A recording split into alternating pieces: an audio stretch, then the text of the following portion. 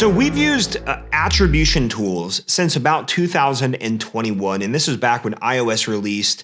It was just a train wreck of time for anybody that was in the advertising world. And basically, the reason we had to move to this is because we lost a lot of tracking transparency and a lot of visual on like what was actually happening with ads. And so if anyone was advertising that time, they remember it was like a train wreck of a year. And the cool thing about attribution tools is that they give you this transparency and visual on where purchases are coming from. And there are a lot of tools out there that do this. You might have heard of TripleWhale or Hyros or Commently or Northbeam or Segmetric or Wicked Reports, and more of them continue to pop up. And so I've been asked for years, should I have an attribution tool? What attribution tool should I use? And a lot of questions around that. What's the value in them? What are the cons of them? And so what I want to do in this episode is I want to break down what attribution is, how the tools kind of help you with that, and my take on whether they are worth having after we've used them now for more than 3 years. And afterwards, what I would say is if you're on YouTube and you're watching this and you use an attribution tool, drop a comment. Let me know what attribution tool you use and if you think that attribution tools are like a must-have or a waste of money. And let me know in the comments. So number one, what is attribution? At its core, attribution is essentially the process of identifying which marketing strategies or channels that you're using, like ads, emails, social media posts, or organic, what contributes to the purchase or whatever the desired conversion is. And so think of it as kind of like giving credit where credit is due. And it's kind of hard today now because everything wants credit, right? Facebook wants credit, email wants credit, social media can't track credit really, but Google wants credit, TikTok wants, SMS wants credit, everything wants credit, which makes sense.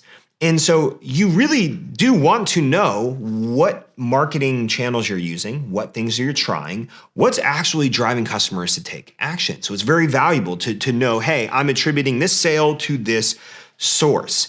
And again, an example of this is like, hey, if somebody clicks on an ad and they buy, the solution is, from an attribution standpoint, is the ad gets credit, right? Makes sense. Someone clicks on an email, they buy right after clicking on the email should get credit, right? It makes sense, and it's pretty simple like that.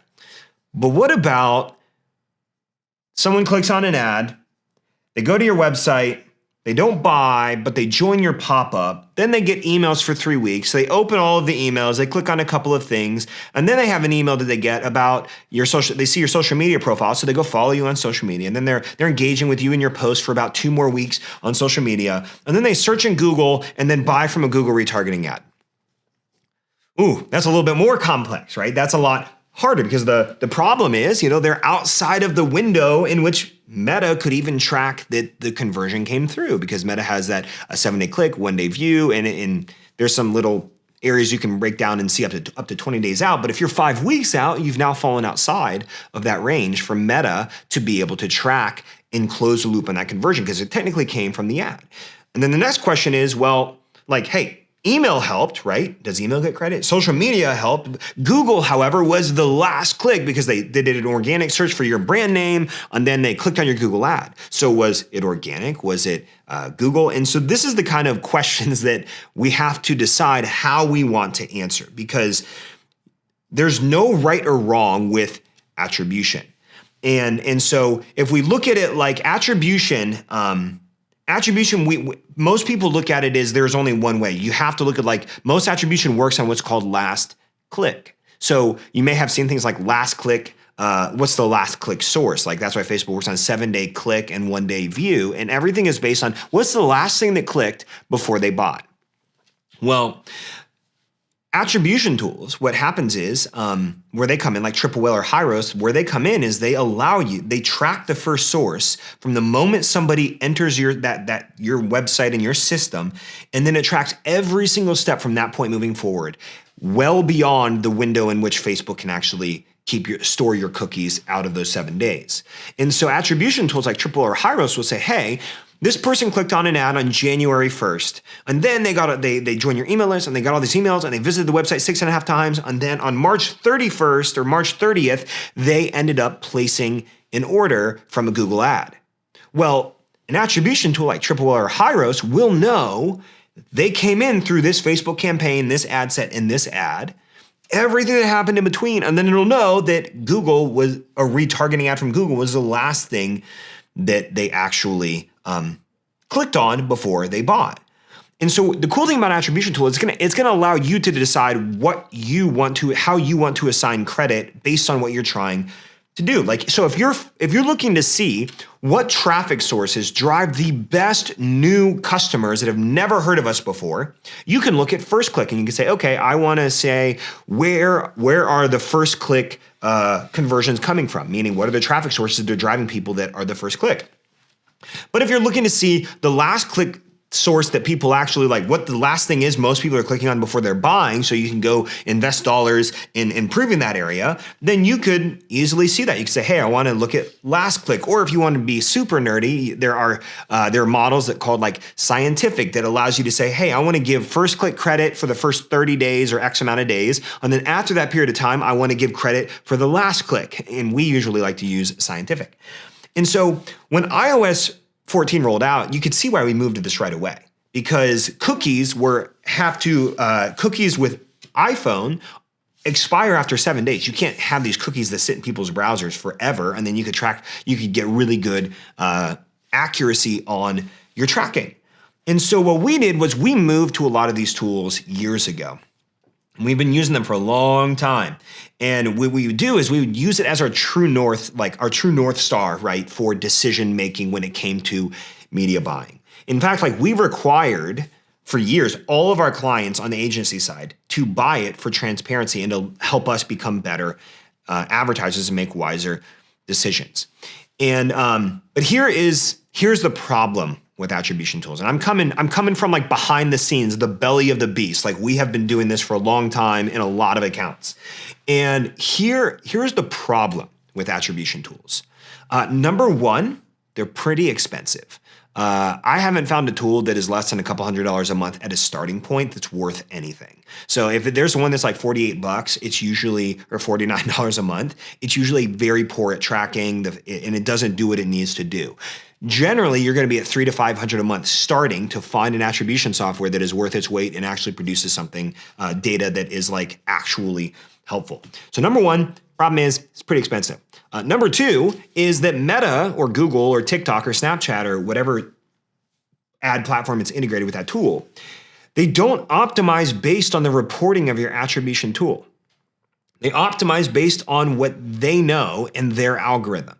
And this is probably one of the largest issues with attribution tools is like you can scream and shout and you could say, like I can see in my attribution tool, this campaign or this ad set or this ad is performing better than what Meta is saying it is. And this one is worse than that. And it doesn't matter because you're going to have the knowledge. You can scream and shout as loud as you want, but Meta does not know or does not have the data to change how their algorithm is learning, the machine learning is happening inside of your account.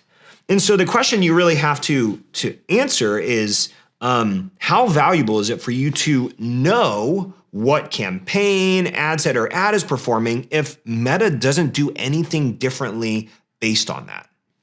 It's an interesting question because like, well, I have all this knowledge of what to do, but Meta doesn't optimize at all based on that.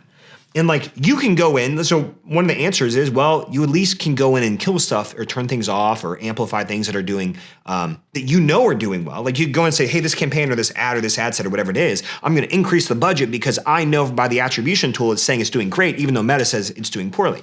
Well, if Meta doesn't think that the assets that are in there are actually performing, then it's not going to suddenly optimize them to get any better. And so what we generally will see is performance will just, if you start to scale that stuff just based on your knowledge and reporting, not based on what Meta is seeing, it doesn't get any better. It actually gets worse as you start to scale those things. Now, I would say another difference is that attribution tools, and this is where what's so interesting to me is like a lot of the marketing from attribution software out there is, hey, Meta shows you this, but this is the reality. Like I could go into TripleWhale and I could say, here's the actual TripleWhale true ROAS, right? This is the right ROAS, and this is what Meta is showing you, and Meta is off. And it's like, well, yeah, you're both reporting different data. So attribution tools are based on click data, but Meta also has view-through data. So if you're using an attribution setting of 7-day click, 1-day view, which is what we recommend, by the way, Meta is also optimizing for views and counting view conversions too. So of course it's going to be skewed from what you're seeing on that front. And if you're not familiar, by the way, click attribution means, hey, they clicked and they bought in the last 7 days. And like 1-day view attribution is, hey, they bought in the last day, but they just, maybe they bought from email and then they scrolled by the ad and they happen to see the ad. So of course, attribution tools are going to show different reporting numbers based on the fact that they're just operating differently. They operate based on click data and then the profiles that they build on people from that point forward. They don't operate based on view-through data. So the numbers are always going to be different. But the cool thing is, like, you can, inside your ads manager, you can just look at you can move to a 7-day click attribution if you wanted to, so it's more accurate. Or you could actually do a breakdown. If you go to your columns where you can customize your columns, you can do attribution settings and you could see a breakdown of your 7-day click and 1-day view. And it'll show you more truistically, like what the return on ad spend or the CPA actually is based on click data. And so should you have an attribution tool? Well, we've done this for years, and we would require all of our clients to do it. And I'll tell you a story. What was interesting to me is over the last few years, the larger clients that we worked with, none of them used attribution tools. And I would just like tear my hair out and be like, I have no visibility on what's working. I don't have confidence in scaling and all of these different reasons why we needed attribution tools. But the larger clients we worked with that were in the tens of millions, they never used them. And I found it just so interesting. I'm like, you guys are doing, $50 million a year. Why can't we spend a couple $1,000s a month on a software? Because they're usually attribution software fees scale based on your revenue. And so most larger clients were not using them. And I was so frustrated. I was kind of annoyed by it. But I'm like, all right, hey, it is what it is. We want to work with you. So we're just going to work with you regardless if you get the tool or not. Like we require all of our clients to get. And so in doing so, we had to work on different decision-making criteria. And so here's what we did. We work on, we looked at 3 different things. Number one, we would always make sure that our total ad spend for the day and for the week were based on our target allocation percentages. So we had a 5% range and we would just hover in that 5% range. So we would say, it'd be either 15 to 20%, 20 to 25, or 25 to 30%. We call these target allocation percentages. I'm not going to go into depth on this. If you want to learn how we establish target allocation percentages and current allocation percentages and how to like manage your ad spend without letting it eat you alive, we have an episode on episode 79 of the podcast. Go check it out. It'll break down all of that in about 20 minutes, like in full detail. But we would basically say, okay, we're going to, no matter what, we're going to keep our ad spend in this 5% range. Let's say 20 to 25%. Then the second thing we did is we would just use Ads Manager for account-based decision-making. Pretty simple. That would be our true north, even though it's not as accurate as it should be, right? And then the third thing that we would do is we would make decisions and look daily and weekly at blended cost per acquisition and blended return on ad spend inside a spreadsheet. So really simple. We're just looking at our blended numbers because blended is basically a mix of all of our efforts. So basically it's ad spend divided by new customers, and this gives you blended cost per acquisition. So if you like $10,000 in ad spend, and you had 500 customers, you would have a $20 blended cost per acquisition. And then we would know that Facebook would have a little bit higher number than that because blended is including email and social and organic and repeat business and all of those goodies. And that's it. We said, hey, we need to stick in this ad spend percentage range. We need to look at our blended numbers and then just make decisions inside of the ads manager based on what we see in there. And what happened was that we were able to get away with managing a lot of dollars without an attribution software. Well, we kept ours for years. We continue to keep it. And we've used Hyros, which is the most accurate attribution software in my opinion. It's just really clunky. We've used it for over 3.5 years. And based on our current revenue, Hyros is about $1,100 a month. So 6 months ago, I asked our team, I said, can we make decisions based on target allocation percentages, blended cost per acquisition and return on ad spend, and just the native ads dashboard? Can we just make decisions based on that?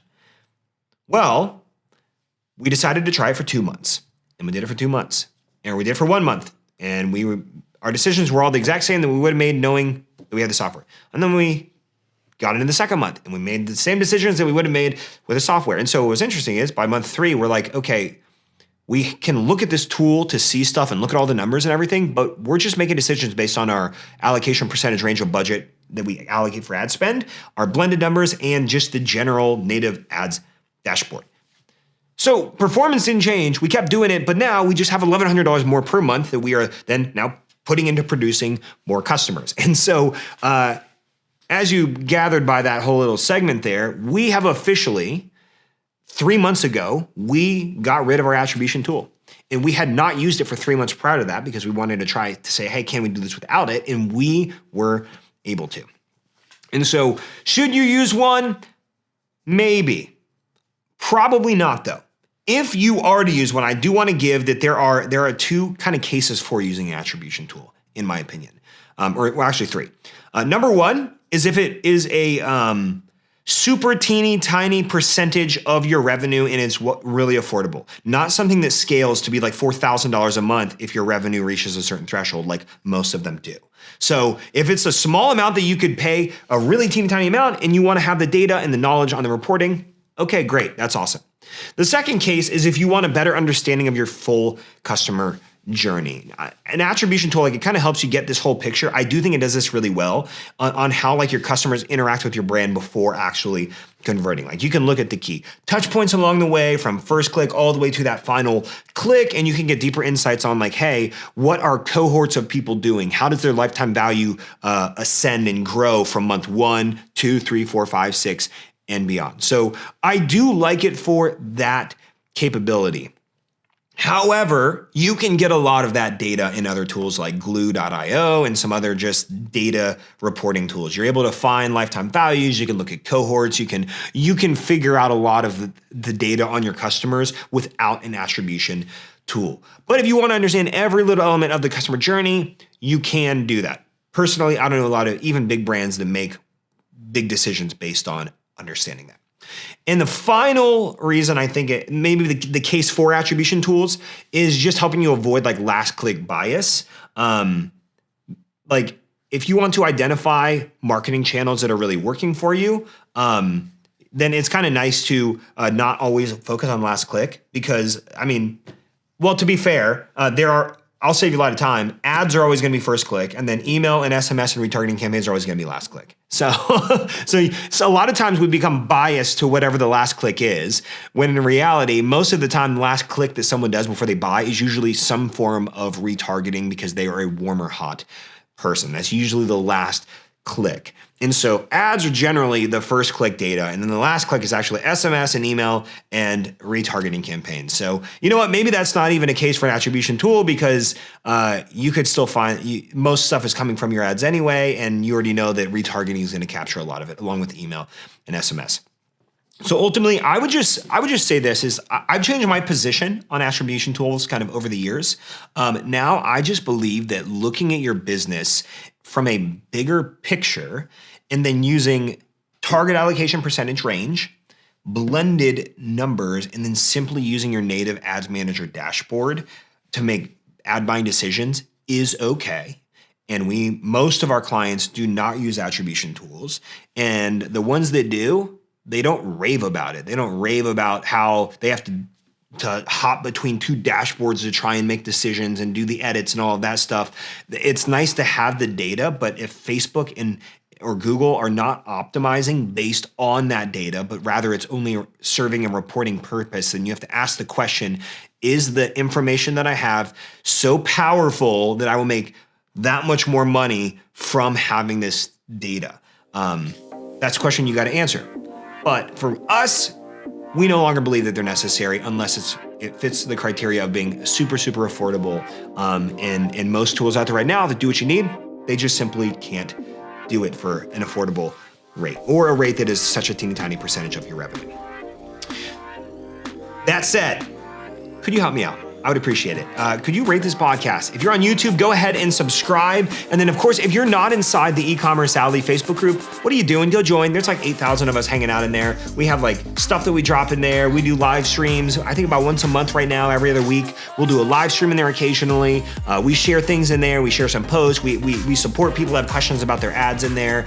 To a degree, if you want to get real deep with us, then we have 2 memberships that we have that you can also check out as you get into the Alley Facebook group.